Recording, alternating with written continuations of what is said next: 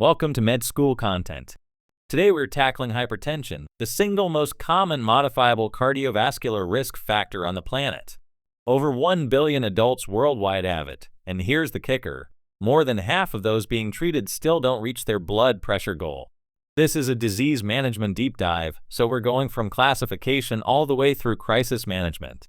By the end, you'll be able to classify any patient's BP, pick the right first-line drug, spot secondary causes, and know exactly when to escalate. Let's get into it. This video is for educational purposes only and does not constitute medical advice. All patients should consult with their healthcare providers about any health concerns. So how do we actually define hypertension? The 2017 ACC/AHA guidelines lowered the thresholds, and that matters. Normal blood pressure is a systolic blood pressure, or SBP, below 120, and a diastolic blood pressure, or DBP, below 80. Elevated is SBP 120 to 129 with DBP still under 80. Stage 1 hypertension, or HTN, is SBP 130 to 139 or DBP 80 to 89. And Stage 2 is SBP at or above 140 or DBP at or above 90. A few critical measurement rules. You need at least 2 readings on at least 2 separate occasions. When SBP and DBP fall in different categories, you use the higher one. And here's something most students don't realize. Clinical SBP overestimates the true value by about 7 millimeters of mercury, which means we're overestimating prevalence by 15 to 20%. That's why validated oscillometric devices are recommended. Under these thresholds, about 46% of U.S. adults and 31.5% globally meet criteria for HTN. But not every elevated reading tells the whole story, and that's where diagnostic nuance comes in. Think of a 2x2 matrix. On one axis, you have clinic BP, on the other you have out-of-clinic BP. Normal on both? That's normotension. Now, if the clinic BP is elevated above 130 over 80, but the out-of-clinic pressure is normal, that's white coat hypertension. These patients may not need drugs right away, but they're at higher risk of developing sustained HTN down the road. You need at least 3 clinic measurements plus 2 non-clinic measurements to make this call. Flip it around, normal in the office but elevated at home?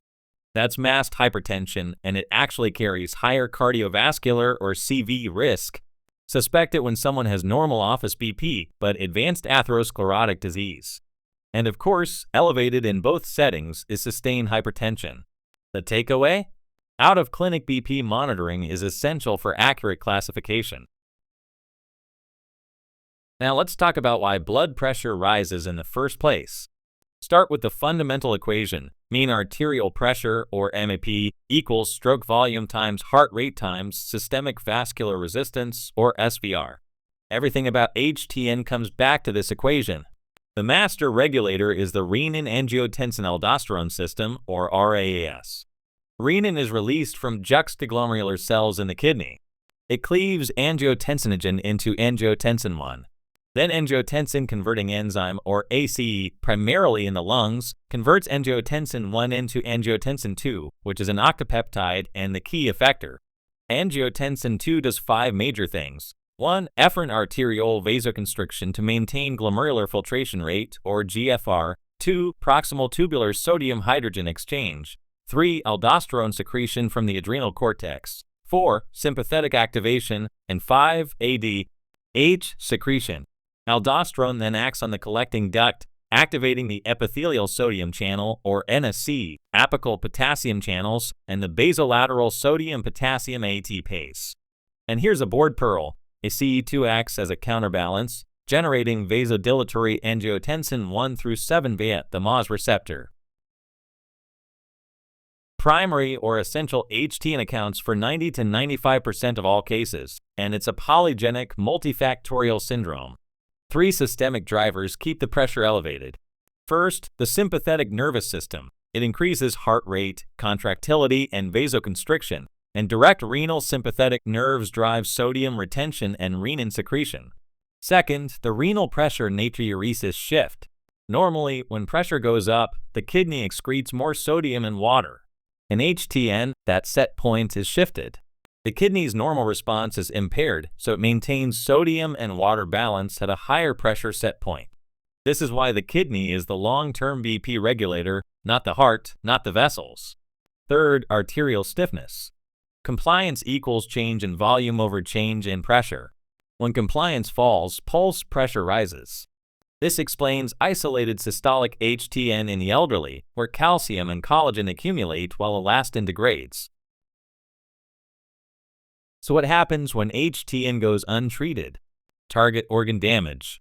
Starting with the brain, ischemic stroke, and HTN is the leading risk factor for that, plus intracerebral hemorrhage, encephalopathy, and over time, dementia. The retina shows us the damage directly: retinopathy with AV nicking, hemorrhages, cotton wool spots, and in severe cases, papilledema. In the cardiovascular system, you get heart failure, both HFrEF and HFpEF, accelerated atherosclerosis, and aortic dissection. HTN is the #1 risk factor for dissection. The kidneys take a hit through nephrosclerosis, making HTN the second most common cause of end-stage kidney disease, or ESKD, after diabetic nephropathy. Note the APOL1 risk alleles in Black patients. Now the board pearls on histology and physical exam. For the vessels, hyaline arteriolosclerosis is the chronic, aging-related pattern. Hyperplastic arteriolosclerosis gives the classic onion skin appearance in malignant HTN. And fibrinoid necrosis means you're dealing with a hypertensive emergency. On the heart exam, concentric left ventricular hypertrophy, or LVH, from pressure overload gives a sustained, heaving apical impulse, not displaced. Displaced means cavity dilation, which is eccentric hypertrophy from volume overload. You'll also see large QRS voltages and an S4. About 5 to 10% of hypertension has a secondary cause, and you should suspect it in resistant, sudden onset, or severe HTN. Let's walk through the big three renal and adrenal pathologies. First, renal parenchymal disease is the most common secondary cause overall. It's driven by impaired sodium excretion and RAAS activation. Second, primary aldosteronism, about 5% of HTN cases. This is either bilateral adrenal hyperplasia, which is 60 to 70% of cases, or an aldosterone-producing adenoma called Conn syndrome, about 30 to 40%. The presentation is resistant HTN plus hypokalemia with normal volume status, thanks to aldosterone escape. Board pearl, Little syndrome mimics this picture with HTN plus hypokalemia, but the aldosterone is low because it's a gain of function mutation in NSE. Treat with amiloride, not spironolactone. Third, renovascular disease, also about 5%. Atherosclerotic disease accounts for 90% in older adults, while fibromuscular dysplasia, or FMD, makes up 10% and classically presents in young women with the string of beads appearance on angiography. Listen for an abdominal brute on exam. And a critical board pearl: ACE inhibitors can precipitate acute kidney injury, or AKI, in bilateral renal artery stenosis, or RAS, because GFR maintenance depends on angiotensin II efferent arterial constriction. Now for the endocrine and drug-induced causes. On the endocrine side, obstructive sleep apnea, or OSA, drives HTN through intermittent hypoxia leading to sympathetic activation, and 75% of OSA patients are overweight or obese. Pheochromocytoma presents with catecholamine-producing tumors and the classic triad of palpitations, headache, and episodic sweating, which spells PHE. Diagnose with plasma-free metanephrines. Pearl, about 30% are hereditary, outdating the old 10% rule. Cushing syndrome causes HTN in over 75% of cases because cortisol increases vascular sensitivity to catecholamines. On the drug-induced side, nonsteroidal anti-inflammatory drugs, or NSAIDs, decrease prostaglandin E2, causing renal vasoconstriction and sodium water retention. Decongestants like pseudoephedrine act as indirect sympathomimetics. And immunosuppressants like cyclosporin and tacrolimus cause renal vasoconstriction. Here's a high-yield pearl: treat their HTN with dihydropyridine calcium channel blockers, or DHPC-CBS, like amlodipine. Avoid non-DHPC-CBS like diltiazem because they inhibit CYP3A4, which dramatically increases calcineurin inhibitor levels and causes toxicity. If you're finding this video helpful, hit that like button and subscribe to med school content. It really helps the channel grow. Now let's get into treatment. Before we get into drugs, let's start where every patient should start: lifestyle. These are the 6 best proven non-pharmacologic interventions and their expected SBP reductions. The DASH diet, which is rich in fruits, vegetables, and whole grains, lowers SBP by about 5 millimeters of mercury. Sodium reduction targets less than 1,500 milligrams per day and has an additive effect when combined with DASH. Weight loss has a direct linear association with BP reduction. Potassium supplementation lowers SBP by about 5 millimeters of mercury, with an even greater effect in Black patients and those on high sodium diets. Physical activity, meaning aerobic exercise, at least 150 minutes per week, drops SBP by about 5 to 7 millimeters of mercury.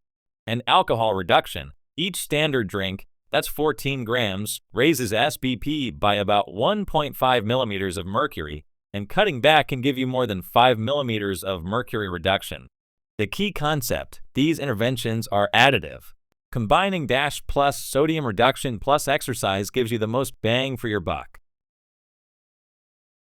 When lifestyle alone isn't enough, we move to pharmacotherapy, and there are 4 first-line drug classes that all achieve roughly 12 millimeters of mercury SBP reduction. Thiazide and thiazide-like diuretics, with chlorthalidone being preferred for its longer half-life. Doses 12.5 to 25 milligrams daily. High-yield side effects: hyponatremia, hypokalemia, hypercalcemia, and hyperuricemia. ACE inhibitors like lisinopril and enalapril. The signature side effect is cough, occurring in about 10% of patients due to bradykinin buildup, and they can cause angioedema and hyperkalemia. Critically, they're contraindicated in pregnancy. Angiotensin receptor blockers, or ARBs, like losartan and valsartan. Similar to ACE inhibitors, but no cough because they don't affect bradykinin metabolism.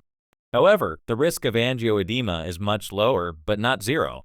Also contraindicated in pregnancy.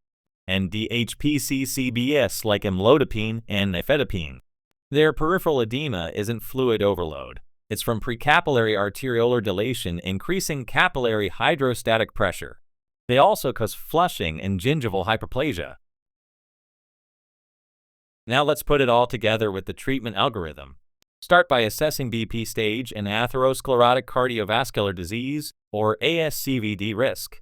For stage 1 HTN, if the 10-year risk is under 10%, start with non-pharmacologic therapy alone.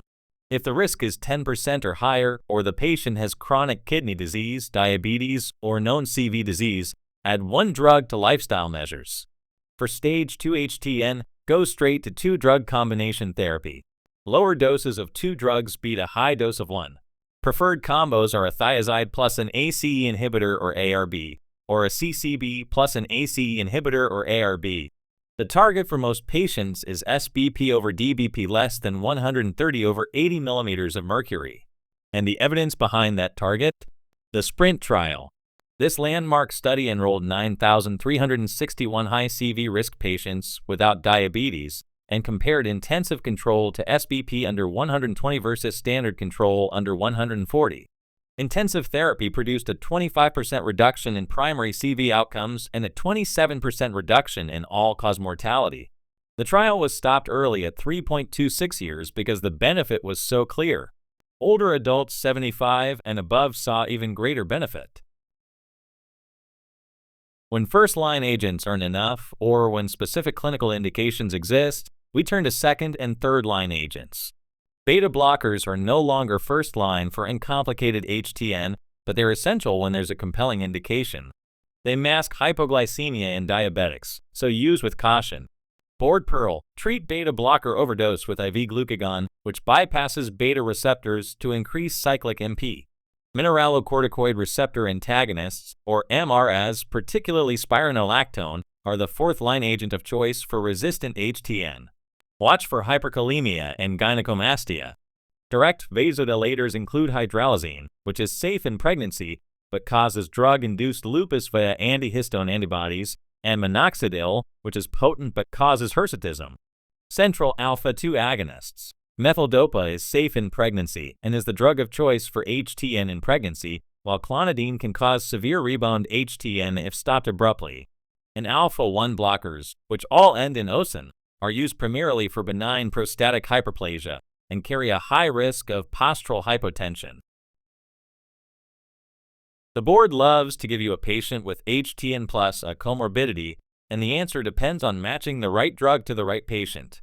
For diabetes, ACE inhibitors or ARBs are preferred because they're renoprotective, especially with albuminuria.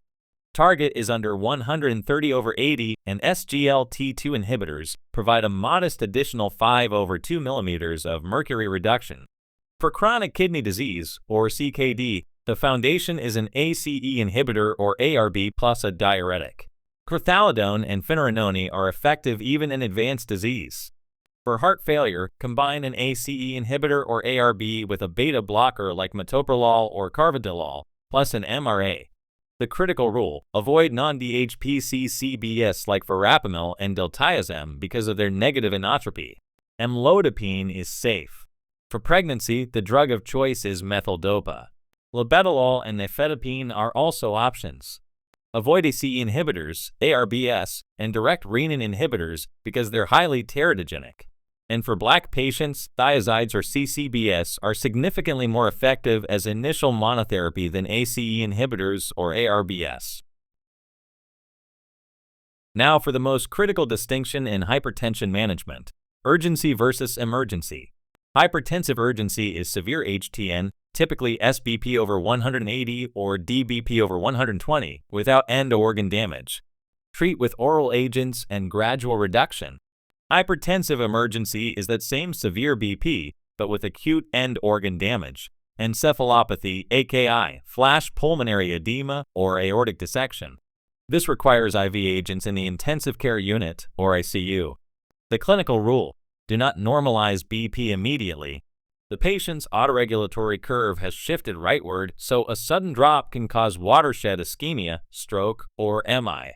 The exception is acute aortic dissection, where you target SBP of 120 or less and a heart rate of 60 to 80 using IV beta blockers first. For IV agents, nicardipine is the most commonly used in modern practice. Avoid it in severe aortic stenosis. Labetalol provides alpha plus beta blockade. Avoid in COPD and bradycardia. Nitroprusside is a potent mixed vasodilator that releases nitric oxide to increase cyclic GMP, but watch for cyanide toxicity with prolonged use beyond 1 day. Phenoldiprem is a D1 receptor agonist that maintains renal perfusion, and esmolol and clofidipine round out the options. Finally, let's talk about resistant hypertension, defined as SBP over DBP at or above 130/80 despite 3 medications including a diuretic, or requiring 4 or more meds to achieve control. The workup follows a logical 5-step algorithm. Step 1.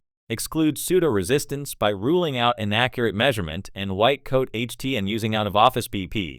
Step 2. Confirm adherence, because non-adherence is the most common cause of apparent resistance. Step 3. Optimize the regimen. Switch to long-acting, once-daily agents.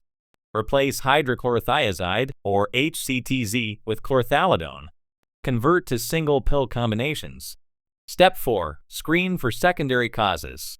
Remove NSAIDs and oral contraceptive pills, or OCPs. Screen for OSA, primary aldosteronism, and RAAS. Step 5. Pharmacological escalation. Add spironolactone, the most effective fourth-line add-on. If still uncontrolled, refer to a specialist. And that's hypertension from top to bottom. Thanks for watching. If you found this helpful, hit that like button and subscribe to med school content. Turn on notifications so you don't miss the next video in the disease management series. See you in the next one.